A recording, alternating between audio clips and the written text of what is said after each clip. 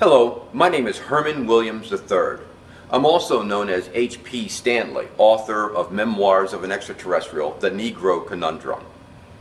It is available on Amazon. Okay, so what I'm here to talk about today is this. If you are a person of color living in America who currently refers to yourself as black, then please give me a few minutes of your time. Because what I'm about to say may offend you, it may make you angry, but it's definitely going to make you think, and it could possibly help you change your life. And what is it? Blackness, the ideology of black culture, has betrayed you. It has taken you back full circle to a time upon these shores when the words black and nigger were synonymous. You know I'm right. That's where we are today, and it's no one else's fault but our own. If you were born, see the thing is, if you were born after 1970, then chances are you don't have a concept that there existed a time in this country before people of color called themselves black. Of course, we've been called black for 500-600 years. Think about it. Back in the 1400s, 1500s, when white people actually made it to the continent of Africa and started looking around, and you're talking about the British, the Dutch, the Portuguese. And when they saw all of these people on that continent, they didn't bother to say, are you a Nigerian? Are you a Congolese? No, they just said, look at all those black people.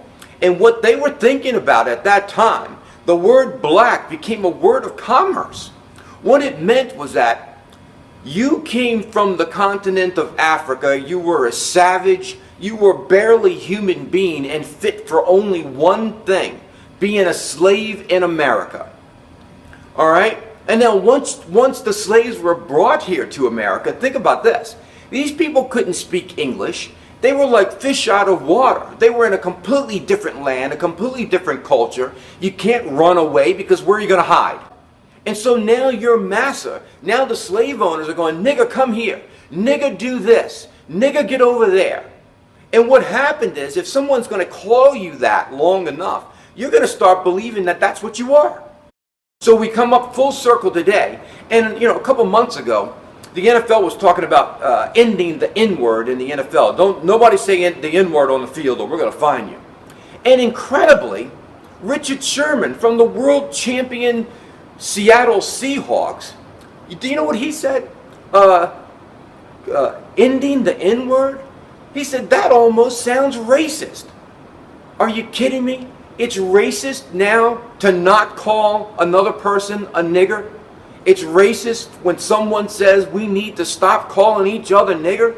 According to Richard Sherman, it is. So let's get into defining words, because I use the word ideology. Blackness is not a fact. It is an ideology. My skin is brown, not black. If I say I am a black man, then I am not making a correct statement. I'm not making a statement of truth. I am speaking about an ideology. So let's define the word ideology. From Merriam-Webster, here we go. Ideology is a systematic body of concepts, especially about human life or culture. A manner or content of thinking characteristic of an individual, group, or culture. The integrated assertions, theories, and aims that constitute a social political program. Okay, that's what an ideology is. Who invented it? Well, back in the 1930s, 40s, 50s, and 60s, it started growing. People like the black Muslims in Chicago, and then we move on to the black nationalist movement, and then we come full circle to the Stokely Carmichaels, Angela Davis, H. Rap Brown, the Black Panther Party. I mean, a lot of people don't know that Stokely Carmichael is the father of Black Power. He's the first one that started using Black Power. As a matter of fact, he got into a huge argument with Dr. King in the Southern Christian Leadership Conference. He was at the time the head of SNCC. Reverend King and his group had Freedom Now, and Stokely Carmichael and SNCC was Black Power. And then James Brown comes along in 1967, 1968 with Say It Loud, I'm Black and I'm Proud. And for the first time in America, people of color in the late 1960s started calling themselves black. Okay, so let's continue with the defining of words. Because see, black people tend to not understand that words have meaning. And words, you can't, language and culture are inseparable, okay? Black has a definition in American culture. You cannot just take that definition and make it anything that you want it to be. So let's look at it. Black, from Merriam-Webster's again. Thoroughly sinister or evil. Connected with or invoking the supernatural. Very sad, gloomy, or calamitous. Marked by the occurrence of disaster. Characterized by hostility or angry discontent. Now, the first thing that comes out of most black people's mouths when they hear that definition is they say, that's the white man's definition. That's the white man's definition. That's not how I define myself. Really? It's not how you define yourself? Then explain this. Explain how your black teenagers and black youth are manifesting the very definition of the word black in their behavior every single day on the streets of Baltimore, Detroit, Chicago, Philadelphia, South Central LA. This is a problem. And when you talk about the definition of the word nigger, nigger has always meant a person of low quality, a dirty, ignorant person living in squalor. Okay? Let's talk about that for a second. Back in the 1960s, when we were colored, education was the absolute most important thing to us. Our parents beat it in our heads. You got to go to college. Forget about it. I didn't have a chance to go to college. You're going to college. All right?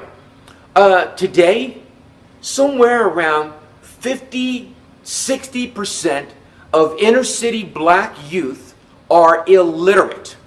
Illiterate. They cannot read or write. Okay? Black culture did this.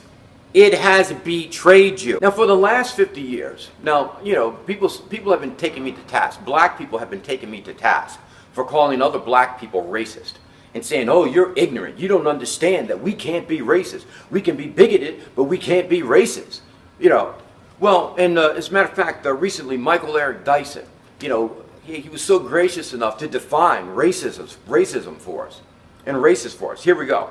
He says that racism presupposes the ability to control a significant segment of the population economically, politically, and socially by imposing law, covenant restrictions on their lives. And black people ain't never had that kind of power.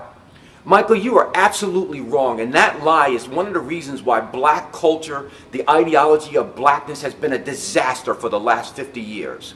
Let me give you the definition of racist, Michael. It's very simple. It's very simple. A racist is any individual that judges another person based on their race. Period. The end. Real ignorance, Michael, is when you have to change the definition of words to suit your own purpose and to hide behind your own racism. Because just calling yourself black makes you a racist. Because when you say, I am black, you are demanding that the rest of society see you not by the content of your character, but first see you by the color of your skin, the shape of your nose, the texture of your hair. This is what you're asking. Now, one of the greatest scientific minds that ever lived on planet Earth was a man by the name of Nikola Tesla. He invented alternating current, okay? Well, he didn't invent it, but he discovered how we could actually use alternating current to bring light into our homes. He is responsible for X-ray, television, and so many other advances in civilization that you can't even, please go look him up and find out who Nikola Tesla is, so that this quote that I'm about to give you, you'll understand the importance of it. Now, Nikola Tesla said, if you want to understand the secrets to the universe, think in terms of energy, frequency, and vibration. What are words? Words are a combination of energy, frequency, vibration. Do you know that there are scientists in Russia right now as we speak who are experimenting with using spoken words to reprogram our DNA? Oh yeah. And how about Dr. Masaru Emoto? Here's a man who, for years, since the early 90s, has been experimenting with water. He'll take written words, polluted water, and if the words are positive or negative, he'll paste them right on the side of the bottle. And look at some of the most beautiful words, just the written word changes the crystalline structure of water. Think about this. We're 15% mineral, 85% water. Every thought, every word, every deed changes us from a micro to the macro. We are part of the resonance, the vibration of the entire universe. We are basically stars attached to a body. Okay? When you say, I am black, look how you are limiting your perspective. You are bringing the cover of darkness over you. You are limiting the light. You are basically saying, I am black equals I am dead. And that's why in today's society, black and nigger are synonymous once again. And like I said, it's no one's fault but our own.